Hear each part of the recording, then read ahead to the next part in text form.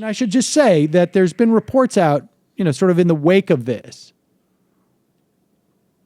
talking about the implications of raising the minimum wage. And there's definitely some measure of job loss that's associated with it, but it is minimal relative to the economic benefit that is given to more people.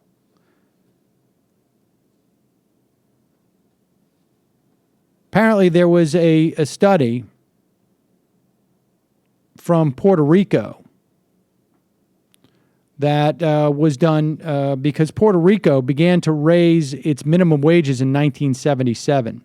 And they raised their minimum wages to a place that was higher than even its average wage relative to the U.S. proper. There was definitely some job loss at the low end of the spectrum. But remember now, this is significantly higher relative to the average wage on the mainland of the United States. So they were far more aggressive in raising the minimum wage. It was anticipated that there would be massive job losses or significant job losses. Apparently, according to Alida Castillo-Friedman of the National Bureau of Economic Research and Richard Freeman of Harvard University,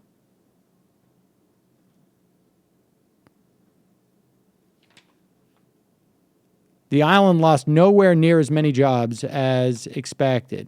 What we found was that there were a couple of industries that really got bopped, places that were already going downhill. If you're so unproductive that you can't pay a little bit more, then maybe you don't belong in a modern economy. The idea being that these were jobs that were going to go away anyways.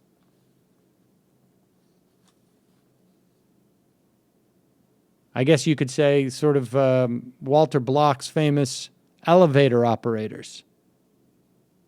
That was probably a dying industry no matter what. That there is no amount that ultimately we're going to pay an elevator operator. And at the end of the day, if you're paying an elevator operator $1 an hour to live in New York City and operate the elevators, guess what? That person is, even though I think from Walter Block's perspective, it's better than nothing, I don't think so, actually.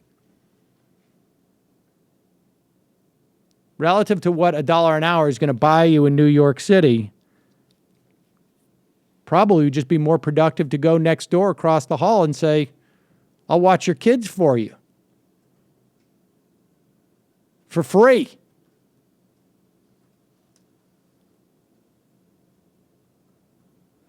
Earlier research summarized in a paper by Alan Kruger found that many firms responded by increasing their productivity and simply making less in what were already outsized profits, which allowed them to retain workers.